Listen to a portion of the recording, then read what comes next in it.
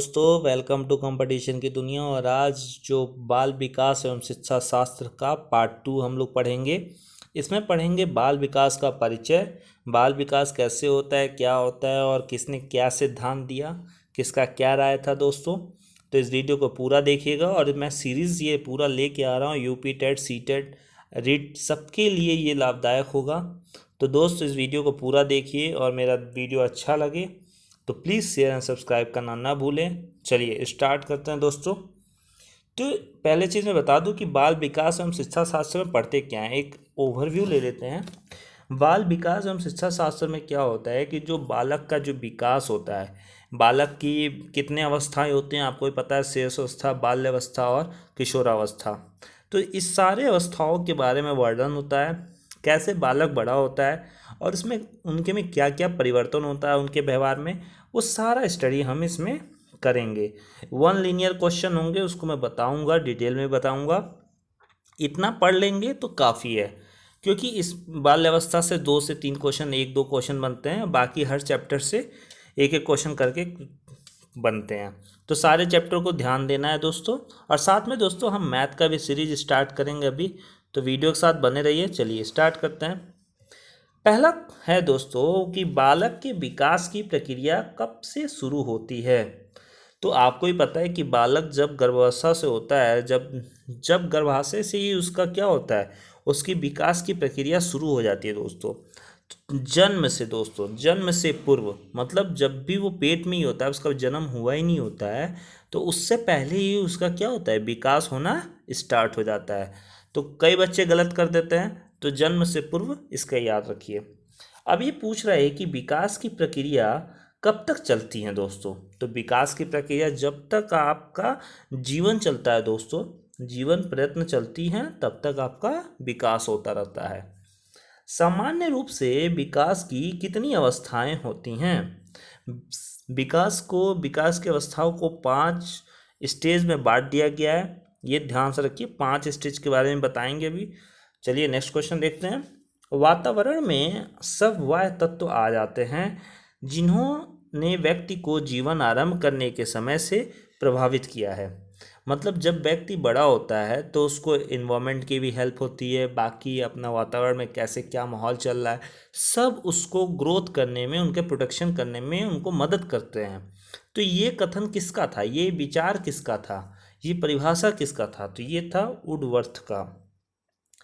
वंशानुक्रम व्यक्ति की जन्मजात विशेषताओं का पूर्ण योग है। ये परिभाषा किसने दिया, ये राय किसने दिया, ये पूछ सकता है, ये विचार किसने दिया कि जो वंशानुक्रम व्यक्ति होते हैं, जो आपका वासंगतन चलता रहता है स्टेज बाय स्टेज, वो पूर्ण योग किसने दिया, विशेषताओं का पूर्ण योग का जो थ्योरी है, इसने किसका विचार था ये, तो ये था BN झा का।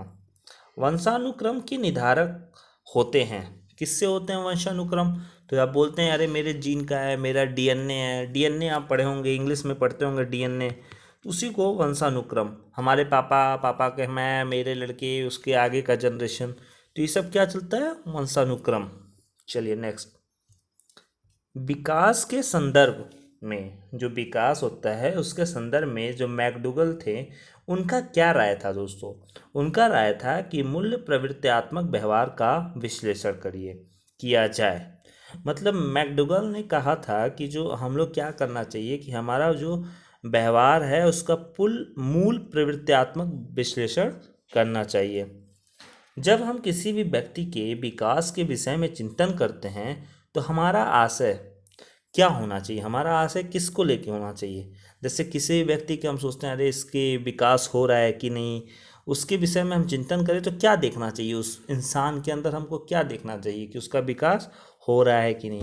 तो सबसे पहले आपको देखना चाहिए उसकी कार्य क्षमता से, उसकी परिपक्वता से होती है और उसके शक्ति ग्रहण करने से होता है दोस्तों। उसके अंदर कितनी कार्य क्षमता है, वो क्या सोचता है, वो कितनी शक्ति ग्रहण कर सकता है। तो इससे आप पता कर लेंगे कि पहले की अपेक्षा उसके अंदर ग्रोथ हो रहा है कि नहीं दोस्तों। संवेगात्मक विकास में किस अवस्था में तीव्र परिवर्तन होता है। देखो दोस्तों, ये क्वेश्चन एकदम रट लीजिएगा। That question is so important दोस्तों, बहुत इंपॉर्टेंट है दोस्तों। हर बार ये पूछता है, रिट में पूछ चुका है, रिट में भी पूछा है दोस्तों, यूपी टेट पे पूछा है, हरियाणा टेट में भी पूछा है दोस्तों। संवेगात्मक विकास में जो सबसे तीव्र अवस्था होता है वो होता है किशोरावस्था दोस्तों।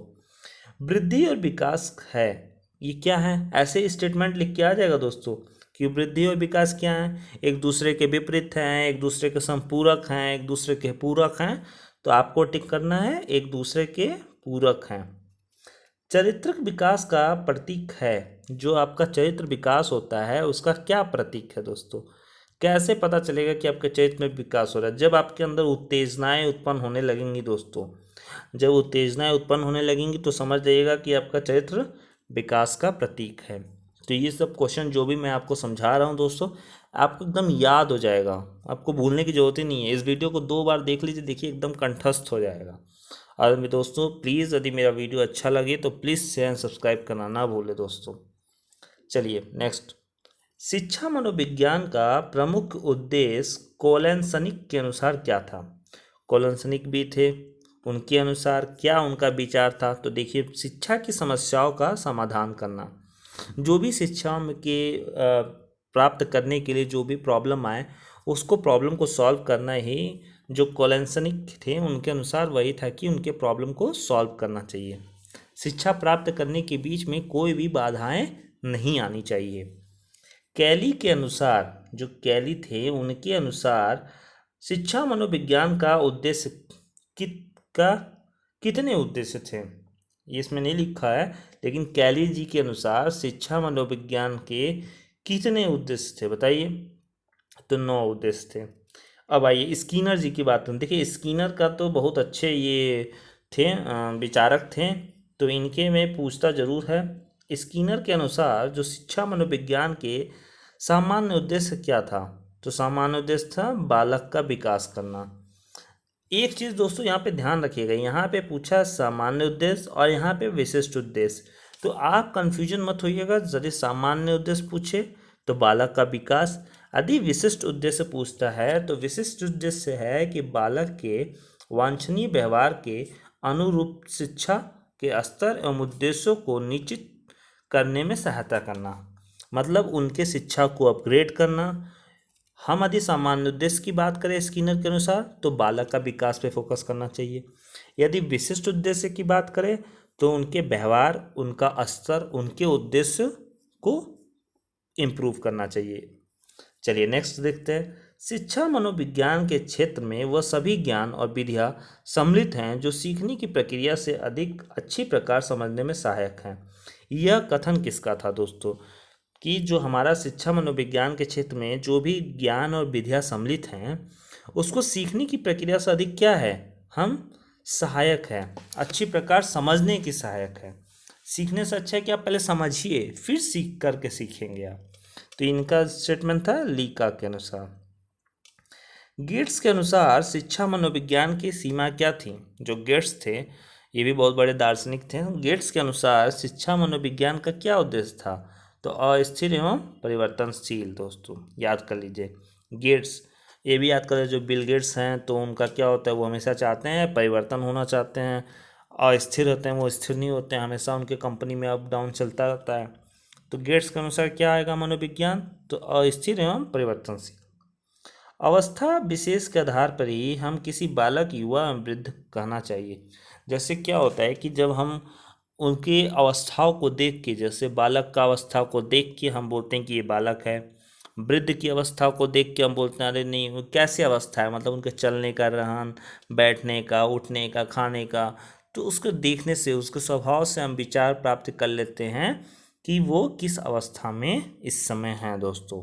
चलिए नेक्स्ट देखते हैं दोस्तों यदि आपको कोई भी कमी लग रही है, कोई भी डाउट है तो आप अपने कमेंट सेक्शन में अपना कमेंट छोड़िए, हम उस पर लाएंगे। और कोई वीडियो स्पेशल चाहिए तो भी बताइए, वो भी लाएंगे दोस्तों। ठीक है दोस्तों, तो चलिए देखते हैं। कलर चेंज कर दे, थोड़ा कलर अजीब सा लग रहा है। चलिए देखते हैं ब्लू में ही। विकासात्मक पद्धति को कहते हैं, जो विकासात्मक पद्धति है उसको क्या कहते हैं दोस्तों, उसको कहते हैं उत्पत्ति मूलक विधि। जो भी विकास का जो पद्धति होती है उसको क्या कहते हैं, उत्पत्ति मूलक विधि। मानसिक विकास के लिए अध्यापक का कार्य क्या होना चाहिए, ये भी बहुत बार पूछ चुका है दोस्तों, इस पर भी इम्पोर्टेंट टिक लगाइए। बालक को सीखने के पूरे अवसर प्रदान करें। क्या क्या करना चाहिए, ध्यान से सुनिए। इसमें से कोई एक ऑप्शन देगा, उसको आपको टिक करना है। मानसिक विकास के लिए अध्यापकों का क्या कार्य होना चाहिए। सबसे पहले बालक को सीखने का पूरा अवसर प्रदान करें, जितना वो सीखना चाहता है उसको उतना टाइम दें। उनके शारीरिक अवस्थाओं को पूरा ध्यान दें, इसीलिए तो मिड डे मील आया कि जब खाना ही नहीं सही रहेगा तो दिमाग कैसे काम करेगा। और व्यक्तिगत भेदों की ओर ध्यान देते हुए उनके लिए समुचित वातावरण की व्यवस्था करें।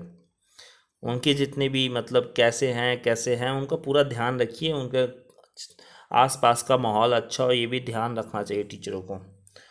वाटसन थे, उनके अनुसार जो नवजात शिशु में मुख्य रूप से किन संवेगों की बात कही है। नवजात शिशु में किस इसमें से तीनों संवेग पाया जाता है।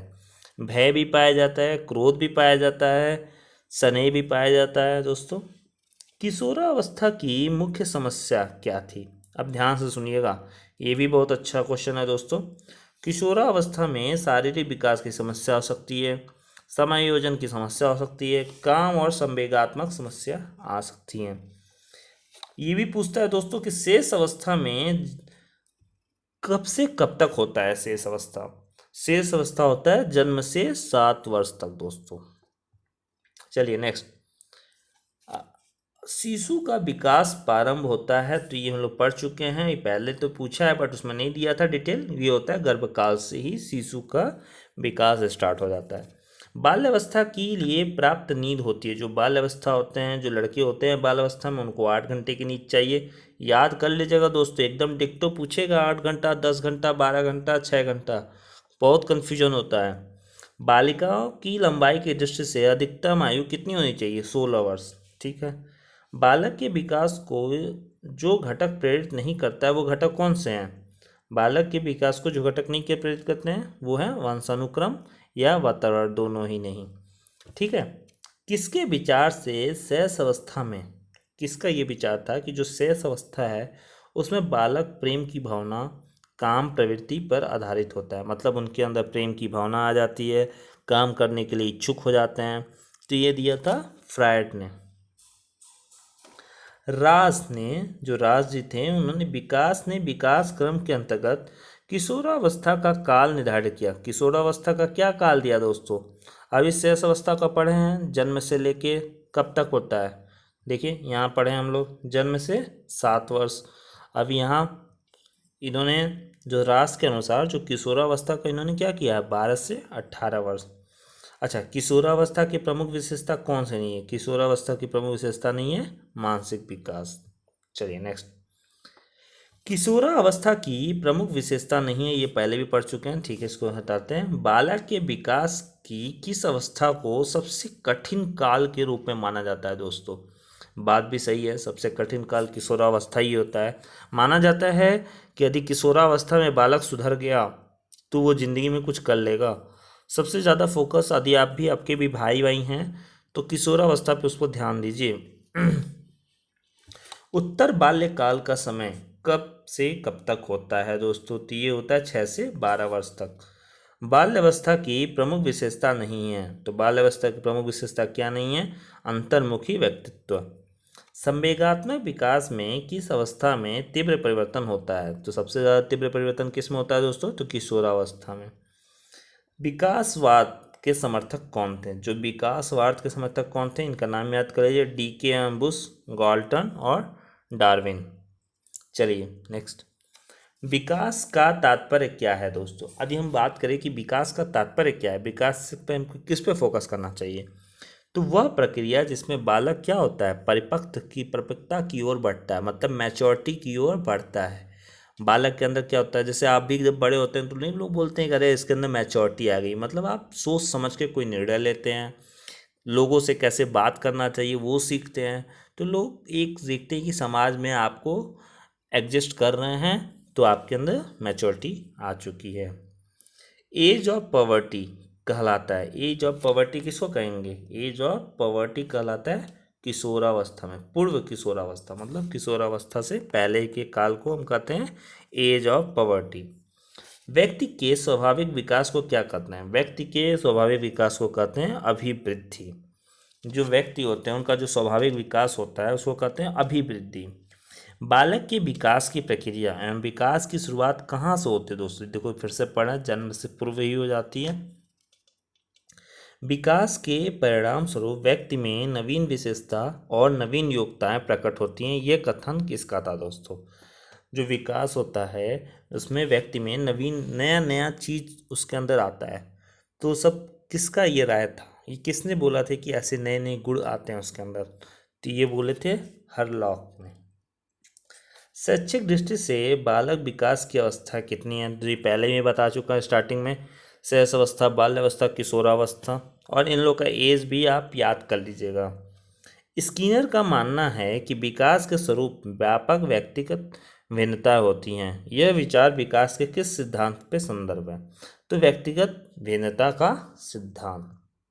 चलिए, मुझे बालक दे दीजिए, आप उसे जैसा बनाना चाहते हो मैं वैसा ही बना दूंगा। ये किसने कहा था दोस्तों? ये भी बहुत इंपॉर्टेंट है। जैसे अपने सुभाष चंद्र बोस ने बोला था कि आप खून दो मैं आज़ादी दूंगा, वैसे इन्होंने बोला वाटसन जी ने कि आप मुझे बालक दीजिए और आप जैसा बनना चाहते हो मैं वैसा ही बना दूंगा दोस्तों।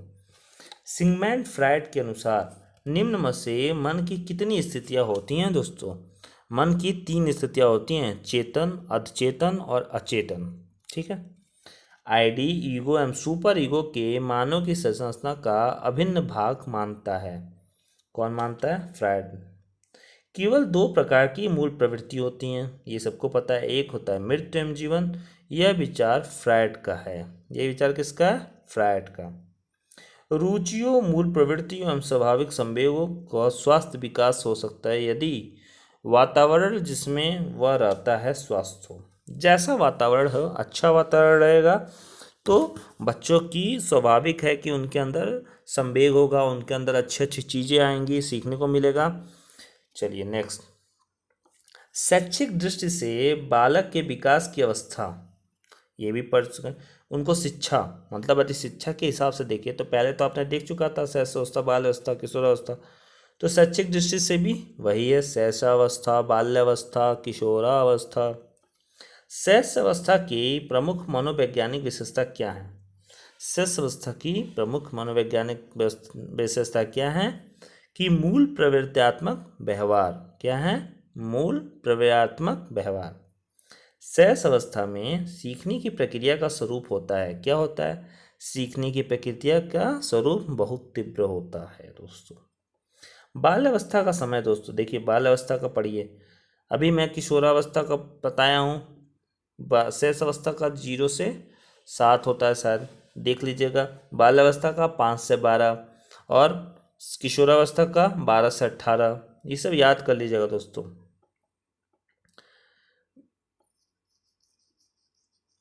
बाल्यावस्था की प्रमुख मनोवैज्ञानिक विशेषता क्या है? बाल्यावस्था की प्रमुख मनोवैज्ञानिक व्यवस्था क्या है? सामूहिकता की भावना। बाल्यावस्था में सामान्यतः बालक का व्यक्तित्व होता है, क्या होता है? बहुमुखी व्यक्तित्व होता है, मतलब बहुत सारे उनके अंदर क्वालिटी होती है, कुछ नए नए टैलेंटेड होते हैं। बाल्यावस्था में शिक्षा का स्वरूप होना चाहिए, कैसा होना चाहिए बाल्यावस्था में? तो सामूहिक खेल होना चाहिए, रचनात्मक कार्य पे ध्यान देना चाहिए कि मतलब उनको नए नया क्रिएटिविटी सिखाया जाए बच्चों को। चलिए नेक्स्ट। मूल प्रवृत्ति की प्रमुख विशेषता पाई जाती हैं। मूल प्रवृत्ति की विशेषता किसमें पाई जाती हैं? समस्त प्राणियों में पाई जाती हैं और वो जन्मजात एवं प्रकृतियों में प्रदत्त होती हैं, मतलब पहले से नहीं होती हैं। व्यक्ति के स्वाभाविक विकास को क्या कहते हैं? व्यक्ति के स्वाभाविक विकास को अभिवृद्धि कहते हैं दोस्तों, अभिवृद्धि। विकास का अभिप्राय क्या है दोस्तों? विकास का अभिप्राय वह प्रक्रिया है जिसमें बालक परिपक्वता की ओर बढ़ता हो। याद कर लीजिए कि दूसरी बार शायद पढ़ रहे हैं हम लोग कि बालक का अभिप्राय, विकास का अभिप्राय क्या है? वह प्रक्रिया जिसमें बालक परिपक्वता की ओर बढ़ता है। संवेग शरीर की वह जटिल दशा जिसमें श्वास, नाड़ी, तंत्र, ग्रंथि, मानसिक स्थिति, उत्तेजना, अवबोध आदि का अनुभूति पर प्रभाव पड़ता है तथा पेशियां दृष्टि व्यवहार करने लगती हैं। यह कथन किसका था? यह कथन ग्रीन का था। वातावरण में सब वह तत्व आ जाते हैं जिन्होंने व्यक्ति को आरंभ करने के समय में प्रभावित किया। यह परिभाषा किसका था? ये परिभाषा था वुडवर्थ का दोस्तों। किसका था? वुडवर्थ का दोस्तों। और दोस्तों मेरा वीडियो अच्छा लगे तो please please please humbly request, please subscribe my channel and click the bell icon दोस्तों। मस्तिष्क द्वारा अपनी स्वयं की क्रिया का निरीक्षण किया जाता है। क्या किया जाता है भाई? अपने मस्तिष्क के द्वारा ही आप अपने आत्मनिरीक्षण कर लेते हैं कि हमारे अंदर कितनी कैपेबिलिटी है, सब पता चल जाता है। विकासात्मक पद्धति को कहते हैं, जो आपका विकास होता है उसकी पद्धति को क्या कहते हैं? उत्पत्ति मूलक विधि। क्या कहते हैं? उत्पत्ति मूलक विधि। प्रयोगात्मक विधि में सामना नहीं करना पड़ता है। जो भी प्रयोगात्मक विधि होते हैं उसमें किस चीज़ का सामना नहीं करना पड़ता है? चुनाव का। मतलब आपको इसमें से कौन चुनाव करना है, चुनने का तो कोई प्रॉब्लम नहीं होता है, क्योंकि आप प्रैक्टिकल कर चुके होते हैं। मानव विकास किन दो कारकों पे निर्भर करता है? तो मानव विकास जैविक और सामाजिक। ठीक है, ये चीज़ याद रखिए, ये बहुत हमको लग रहा है इंपॉर्टेंट क्वेश्चन बनेगा, इस बार देख लीजिएगा। पूछ सकता है कि मानव विकास और किन दो कारकों पे निर्भर करता है। शिक्षक बालक की पाठ में रुचि उत्पन्न करता है। कैसे? संवेगों के द्वारा। व्यक्तिगत भेदों का अध्ययन तथा सामान्यीकरण का अध्ययन किया जाता है। किसका? विभेदात्मक विधि में। विभेदात्मक विधि के द्वारा हम इनका सामान्यीकरण और वैविध्य भेदों का विश्लेषण करते हैं। एक माता पिता के अलग अलग रंग की संतान होती है, क्योंकि उनके अंदर जीव कोष के कारण, जो उनका जीव कोष होता है उसके कारण हम लोग का भी कलर चेंज हो जाता है। बाल विकास को सबसे अधिक प्रेरित करने वाला प्रमुख घटक कौन है? तो बड़ा भवन। बाल विकास को प्रेरित करने वाला घटक नहीं है तो परिपक्वता। बाल विकास को परिपक्वता प्रेरित नहीं करता है। वातावरण के अंतर्गत आता है, क्या आता है? हवा, प्रकाश, जल। तो दोस्तों मैं यहीं पे आज वीडियो फिनिश कर रहा हूँ। आज के लिए बहुत काफ़ी हो गया आप लोग के लिए, और इसका जो सेकंड पार्ट आएगा, अभी तो बाल विकास का आधा ही क्वेश्चन हुआ है, बाकी और क्वेश्चन भी हैं, 50 क्वेश्चन और हैं, अप्रॉक्स 50। फिर उसका भी पार्ट 2 लेके आ रहा हूँ इस बाल विकास का। और इसका अभी हमको लगता है चाइल्ड एजुकेशन और पेडागॉजी का अभी चलेगा हमारा 10 से 12 क्लास होंगे, और उसके बाद हम क्लास लेंगे मैथ का भी, हम कंटिन्यूस चला रहे हैं। तो दोस्तों यदि मेरा वीडियो अच्छा लगे तो प्लीज़ शेयर एंड सब्सक्राइब जरूर करिएगा, और दोस्तों प्लीज़ मेरे वीडियो को लाइक एंड शेयर करिएगा दोस्तों, प्लीज़ प्लीज़ दोस्तों। तो चलिए, थैंक यू सो मच। जय हिंद, जय भारत।